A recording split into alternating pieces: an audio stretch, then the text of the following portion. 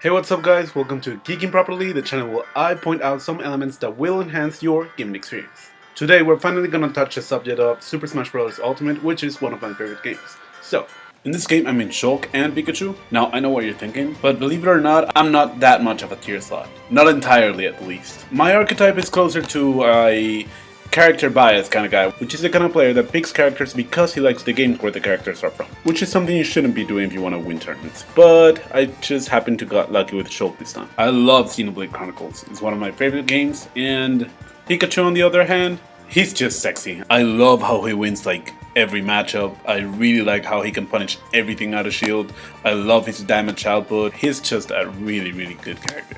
And he sort of has me exactly where he wants me.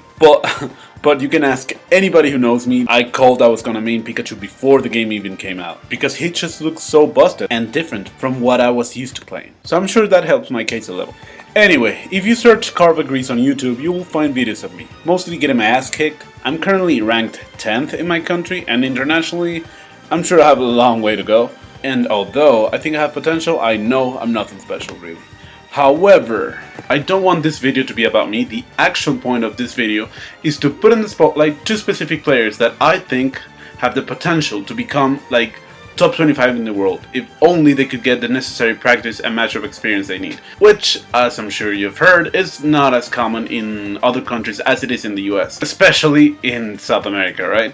So now that you've heard me, I'm sure you might be thinking I'm crazy for even suggesting some random players can be top 25 or better in the world. But the truth is, this actually happens all the time. We have seen it happen in the Smash community many times. Mango, the GOAT, the self-proclaimed essence of what mkleo represents, was unknown when he finished 3rd at EVO 2007, beating Mewtwo and Ken with Jigglypuff, you know? Then he was relatively untouched until a so-called champion of Europe named Armada came from the irrelevant country of Sweden, marking the beginning of the glorious days of the era of the gods after Genesis 1, showing the world that the competition wasn't exclusive to the US. We move on in time to one of my favorites, Mr. R, a beast of consistency, and the winner of silver at that year's EVO was defeated by a certain 14-year-old from Mexico who supposedly was winning brawl tournaments since he was like 8 years old. Take a look at this clip of this at a time unknown player.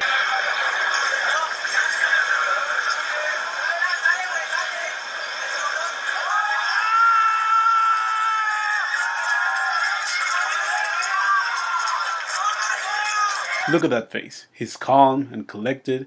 This kid didn't even pop up when he was 8 years old winning tournaments, beating somebody twice his age. But to be fair to Leo, he did pop off a little in Smash Factor back in 2015. You know, when he beat the number 4 in the world at a time. So there is record of that happening. He is human after all. Or he was back in 2015, I don't know. And then on his birthday weekend, he went ahead and won Genesis 4 as he was turning 15. Do you see where I'm getting at? Nobody knew mkleo at the time, and he wouldn't even be considered by the world as one of the best, just because he hadn't attended tournaments in the US before. And this just keeps happening. Maister didn't even get to Area 51 in the first PGR, despite him winning some tournaments and we all knowing how good he is. And now this online era is showcasing the skill of a variety of players that we weren't used to see. Now, the point is not that the PGR is inaccurate or inefficient, because it does get the job done. The point is that we as a community love looking at the numbers, we love looking at the facts, and love ignoring the possibility of something else or someone else.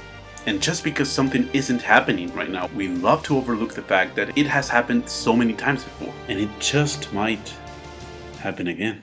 The top 2 players of my country are clearly one step above everyone else in terms of consistency and their mastering of the game. The first mentioned is actually a little known in South Florida. He goes there on vacations often, and he has won a couple of small tournaments over there, as well as taking sets from well-known players like 8-Bitman, who's currently ranked 2nd in South Florida. MorrocoYo means Robin, and he made a deal with Satan. These two characters are not your typical top tiers, but his mastering over them is on a class of its own. The other player, Garu, has never left the country, but he's somewhat known on Twitter. At the beginning of the game, he mained Falco and he used Fox for some matchups. But now, with the inclusion of Joker to his arsenal, he gained terrain not only to counter specific matchups, but also to counter and annoy some players directly as well. Also, he has won every national tournament for the past 3 years, with the exception of the very last one we had on February, where MorrocoYo got the best of him. Nevertheless, Garu still remains to be a very good player, but he has never had the chance to prove himself outside the country. So, it is worth mentioning that MorrocoYo has actually traveled to big tournaments outside Venezuela. On May 2019, there was this big tournament in Colombia, and a lot of Venezuelan players assisted, including MorrocoYo and myself. The name of this tournament was Smashdown, and it was supposed to be the first big tournament with representation from a naturally known player from the US in the form of Anti, which meant that it was the first time in Ultimate that a lot of lesser known countries will actually have the chance to contest against a good player from the United States. There were players from Venezuela, Colombia, Panama, Mexico, and yep, as you might have guessed, Anti just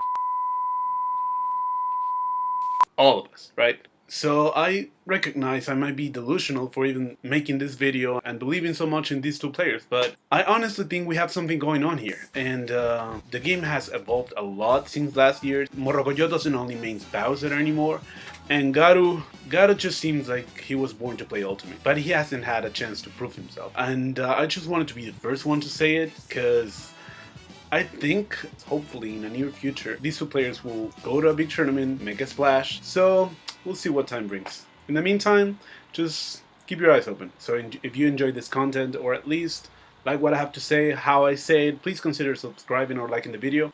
Thank you so much.